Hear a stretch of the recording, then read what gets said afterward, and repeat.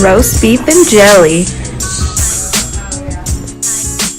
What's up, everybody? This is Roast Beef and Jelly. My name is Retro. My name is Barbie. And we have a brand new show for you today. We have a lot to talk about on today's Juneteenth. Happy Juneteenth to all my brothers and sisters. It's an important day. Juneteenth. Should be celebrated.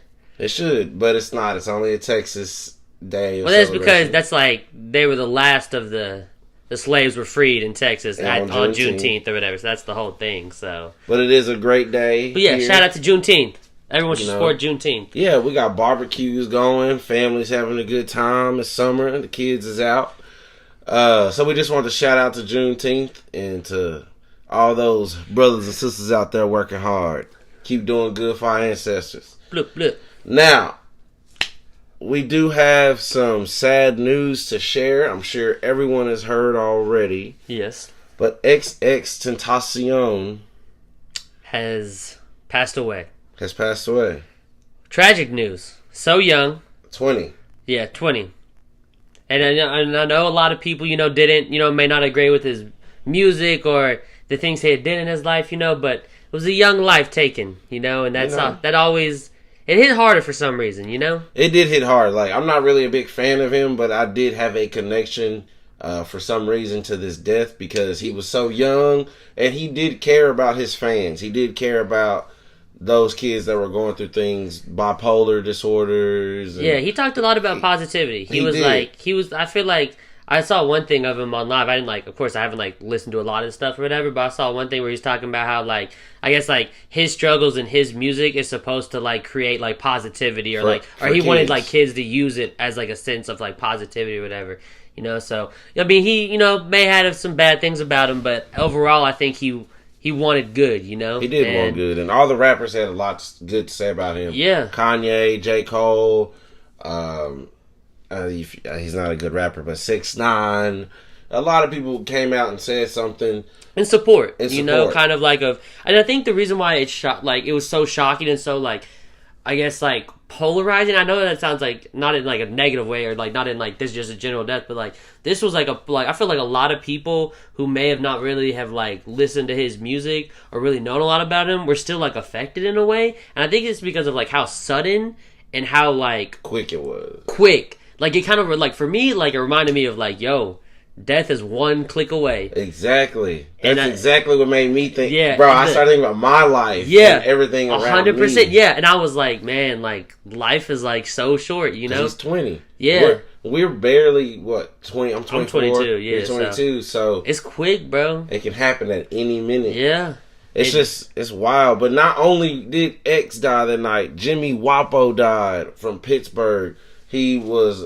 You told me that he just signed with Taylor Gang. I think he was in the works or was recently. Well, he does signed. have a song with Wiz. Yeah, I mean, he's from Pittsburgh, So, but I don't know 100% about him. I didn't really listen to music, but also very young. I don't know all the details on it, but still too young to go. It just makes you think 20. They killing kids out here in these streets, over some dangerous. Wild stuff. Yeah, and I mean a lot of fans are shooken up on both sides. Yeah, no. I mean, you definitely. I mean, iTunes posted that iTunes right now is flooded with all his music right now. Oh yeah, I got his music as soon as they said he died. I just got it. No, I mean, yeah, it's definitely. I mean, I definitely think it's gonna bring a lot more people to his music. Not that I'm saying he hit a broad audience, but I mean, I think a lot of people are gonna be want to know more about him, since he died so young or whatever, that a lot of people, they were well, damn, I didn't give him a chance when he was alive, but at least I can go back and try to see, who he was or stuff like that or whatever. So exactly. But condolences to both families. Kids, wives or girlfriends, or whoever. It's tough for Behind. everyone. Yeah. It's tough. It's tough for especially people super close, Yeah. But in other news, we do in a different, more positive, more. We're gonna talk about the World Cup. Comes around every 4 years. It's very exciting for all countries. You going for? Watching some good old football. Yeah, some football. Not football. You know what I'm saying? But no, I mean, I think I think France has a quality squad. I think Argentina has a stacked squad. I think Belgium has a good squad if they can play. England has a good squad. There's a lot of good squads, but I mean, as of right now, Germany, of course, always dominate. Brazil, always, What you think about Egypt? I mean, yeah, but I mean, look, Egypt has probably, I would say, like, one of the best players right now, which is Mo Salah. I know you don't know a lot about soccer, okay? But I know soccer through you. He had a record year at Liverpool, okay? He set the record for most goals during a single season, okay? He had a massive year or whatever. But to say that since he's gonna have to carry the whole Egyptian team, okay, I don't think their chances of going far are good. But the fact that they at least made it is a monumental thing, and at least qualified, I think that's a very big thing. But they're not going to go far. I mean, I think you would be proud of me this World Cup. I mean, I actually have been watching and paying attention to I soccer, think the World Cup definitely now, has become more American. Not more American, but just a lot more of an American audience. Like, World Cup's always been big for, like, tons of countries. Like, all of Europe, South America, pretty much everywhere in the World Cup has been massive or whatever. But for some reason, like, Americans, like, we just never got into it, because we got football. We got American football and we got baseball, okay? So we don't really care about it, but I feel like a lot more Americans are watching the World Cup, which is great because that means that there's popularity in U.S. soccer, and then that means that we can bring more attention to it and get better players and hopefully be just better in general. But yeah, since U.S. didn't make the cut this year, but who cares? They suck. They never win anyways, that's why I don't care. But I mean, I was just saying, like, you've been telling me about soccer for years now, but you hate sports in general. Not really, but I mean, like, you've been getting me into watching more soccer. True, and it's on all day, and it is something interesting to watch. I mean, I think it's a lot more people. Like I said, like a lot more people are just watching it, so that's why it makes it better. Because a lot of back in the day, not a lot of people were talking about it, so not. Like, you didn't feel a need to watch it, Like, if you, everyone in America knows about the Super Bowl. Whether you like football or not, you know about the Super Bowl. Or, NBA championship, or, NASCAR. Yeah, not about NASCAR. I think NASCAR is a dwindling population of, I think those people are dying. There's some NASCAR fans out there. Look, NASCAR will always be big, but it's you're second class to Formula One. I'm just sorry. Formula One is just so much better than NASCAR. Wow. Not that I'm saying that NASCAR doesn't take skill or whatever. I just think that Formula One is way better. Entertainment-wise and, how quick and, things can change. I think it's just way better. But, no, so my pick for the World Cup is probably either... I'm going to go with France and... I don't know, France and maybe a... I don't know. I'm gonna go with France because they're dominant. Yeah. Who you picking? Who's your bandwagon team? Because we all have them. Because your team is out. Yeah, our team is out. So we all got a bandwagon. I'm gonna go with Belgium. Belgium, good. I mean, they played horrible. They played garbage. I mean, they had. Don't get me wrong. They scored 3, but they were playing really shitty for the amount of players that they have. They have top-notch players, but they played sloppy and not together. But we'll see. This is group stages. It's early on. For those of you that don't know about roast beef and jelly, Barbie is more of the sports dominant in the group, and I'm more of the nerd comic movie TV person. But I do try to keep up with my sports as well. Try. Ish. I'm trying to get better. Yeah. But let's just say I do keep up with football. Let's just say it is kind of if you watch sports, it's a rare occasion kind of. Olympics. Yeah, it's a big thing. It's we're gonna watch track. Yeah. I watch some races. Yeah. I watch football. But yeah, football you watch. But other than that, no, the sport you're really watching. I don't really watch basketball that much. Yeah. But we're excited to see what's going to happen in the World Cup. Yeah, I'm. This is my first year, really paying attention to the World Cup. So I'm excited, and I'm a new fan. So let's check it out. Now, we also checked out this weekend Incredibles 2. 14 years in the making. It was good. It was great. It was amazing. It was great. It was fantastic. Great. It was everything. It was fire. Amazing sequel. El Fuego. Like, there is nothing bad to say about it. What else could we ask for? It was great. Like, even, and that's the thing, like, when I was watching it, like, halfway through, I was like, it's great. Like, I didn't even have doubt. You know, normally when you go into, like, a sequel, you have this doubt, like, you're waiting for it to prove you wrong, you know, whatever. But this, I was like, from the get-go, I was like, this is just awesome. This is great. I never had doubt. Did you ever think, like, in the middle, you're like, no, wait, it's about to end. It's about to end. Because at first you're like, oh, it's great. This is great. And then, like, it gets to the middle and you're like, oh, no, it has to end eventually. No, because when I watched it or whatever, when I was thinking, it was pretty much like, it's literally just like the first movie. Like, when I tell you, like, it's literally how it's set up, though. It is set up like the first movie. It's literally set up. You have story, and then you have, like, some little bad things, and then you have, like, things are going really good, and then, boom, all of a sudden, shit hits the fan, okay? So, let me break that down for you real quick, because I understand what you're saying, but they might not understand. Oh, yeah. So, in Incredibles... Are we spoiling? Yeah, spoiler alert. Yeah, spoiler alert before... Yeah. So, Incredibles 1... compares to Incredibles 2, exactly the same thing. Mr. Incredible gets a new superhero job, and Mrs. Incredible gets a new superhero job in Incredibles 2. Yeah. They get paid in the first, they get paid in the second. The villain works for the same company that they're hired with to do the jobs that they need them to do. Yep. It's pretty much the same movie, but just better. More. Just more writing and better writing, or not, but just more in depth, more like. But I mean, what do you? You can't say it's more in depth because you have to understand that the first Incredibles, people are saying it's more in depth because this second Incredibles is more in depth with the family. The first Incredibles is more in depth with Syndrome and Mr. Incredible's relationship. True. Which is what I enjoyed. And plus it's pretty. I mean, the first one's like technically it's the first one, so it's going to be like the origin story. So they had to explain like this universe or whatever. So I feel like it's a lot more of a general. Hey, we're the Incredibles, ever. And the second one, it didn't have to explain that type of stuff. You're right. So it could like build on it more. Okay, I get what you're saying. But I also think that like.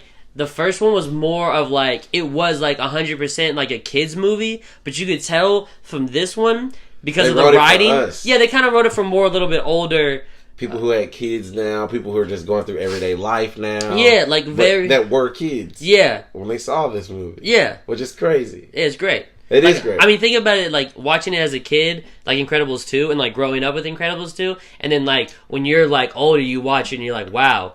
This shit, like, relates so much. You know, like, as a kid, you loved it, but then, like, you could watch it back and still be like, it still relates, you know? I mean, Incredible 1 does have that in moments, but not, like, the whole movie. Like, the whole movie felt like it was made for kids, but it was made for us as well. Yeah. One of my favorite lines from the movie, which depicts my life, because, you know, we're both adults, but we live different lives. I have children, and I have a family. Yeah. My favorite, I laugh. Mr. Incredible is the funniest person to me. Oh yeah, because if you're a father, you relate. You relate so hard, so much to this movie. My favorite line of Mr. Incredible in the movie, he was really tired. He was talking to Frozone, and he was like, "I went to the store. We needed AA batteries. I got AAA batteries, and now we still need AA batteries." And that just is my life. It crushed his soul when he realized that. He was just like, I tried so hard and I still failed, you know? I still failed. Yeah. I think that's anyone though. When you go somewhere and you buy, like, try to buy something, you get home and you're like, you buy the wrong thing, you're like, fuck. Yeah. Like, you just what like, do you do? Why? You just like, or like, you tell yourself, you're just like, if you just could have like looked, if you would just paid attention, you could have done it. But no, I think this one was, very male. I think it was pro everybody. It was it was pro, but pro mom. It was. I think dad. It was a lot about Mr. Incredible's journey, but it was both of them. But also, it tells about society now, about how society's changing, and how like I think in this day right now, I mean, like how they put Elastigirl as like the front woman or whatever, I feel like that's kind of like society's changing, and they're I like like how you called her by her original name.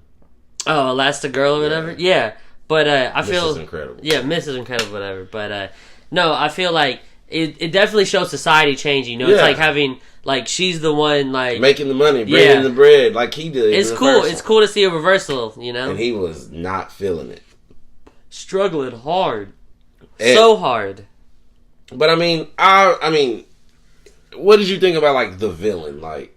The screenslaver. I knew it from the beginning. Oh, I knew it too. It was an easy Her name was Evelyn. No, Evelyn Devers. Evil Endeavors. Yeah. Okay, so they released her name like months ago. And I heard that and I was like, well. Oh, I knew right away.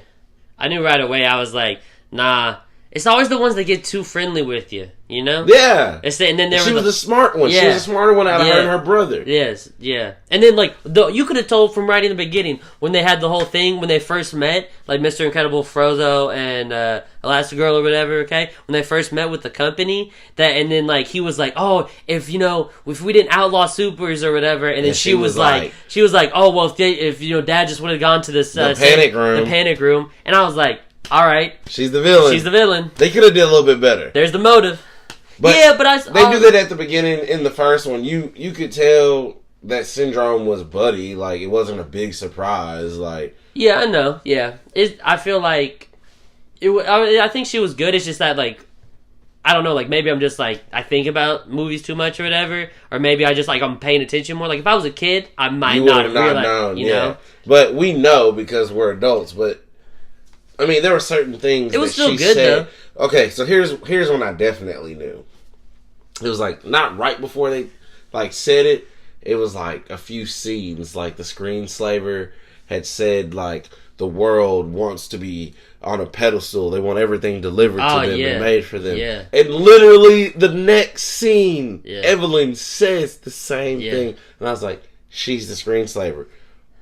But is it weird that like I kind of agreed with like the screenslaver? Like she was telling the truth. She was not. Bruh, when she was talking about how like we're all about convenience and we don't want to work. Yeah, but she was going. But that's just society changing, though. Yeah, it's society. Yeah, no. Just in itself. I'm just saying she was telling some truths about society. I mean, it was good. She did want to like kill people though. A lot of people. She did kill people. Did she kill people? I don't think she killed people. Nah, I don't think there was death. Nobody died? No, I don't think so. I don't think nobody died. I don't think so. There were no casualties in this movie. None. Technically, if there wasn't in... Bullshit. Actually, yeah. A lot of people died. You see the whole montage of superheroes die. Yeah. No, Syndrome dies at the end. He gets sucked in the propeller. There's a lot of deaths. Like henchmen, too. Like when they were getting chased. Yeah, there was a lot of those. So, yeah, probably. Yeah, definitely. So there were no casualties in this movie. Not that I can remember. Yeah, I don't think. But their first mission, they killed a lot of people. They didn't... Yeah, they killed a lot. No, a lot of people died in their first mission.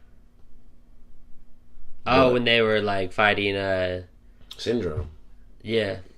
But also, they had a little shot back to Gazer Beam. Gazer Beam's skeleton was in that cave in the first movie. Oh, yeah. Gazer Beam was the one who was supposed to save Screenslaver's dad. But he was dead already. Syndrome had already killed him. That's why he didn't pick up the phone to come save him. Yeah. See what I'm saying? They connected. That was tight. It's some stuff. If you haven't seen Incredibles 2, we didn't really spoil it. We did give away some things. But if you haven't seen it, you need to check it out. First, you need to rewatch the first one and go check it out because there are some Easter eggs from the first one from 14 years ago that will blow your mind.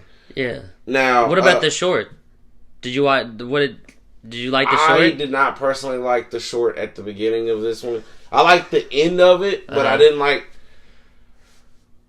I don't know. I liked it because they're trying to be different and they're trying to be more... Yeah. I'm fat and I like food, so anything that's related to food that's like a show or like cartoon, I'm with it. I don't care if it's a comedy, drama, I'm with it. I support it. She was making dumplings. It was cool. Yeah. It was... No, Huh? I think they were like... They were Shallow dumplings? Bao. I don't think they were dumplings. They did like shallow bao. I think that's what they're called. Oh, okay. Don't quote me on this, but I think they were shallow baos. I'm not a historian on. I saw it. I mean, it looked good, bro. I'm not gonna lie though. They look good.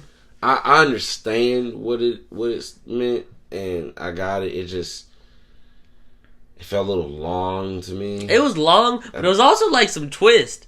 I was like, like halfway through, I was like, where are we going with this? Yeah, I was like, what's going on?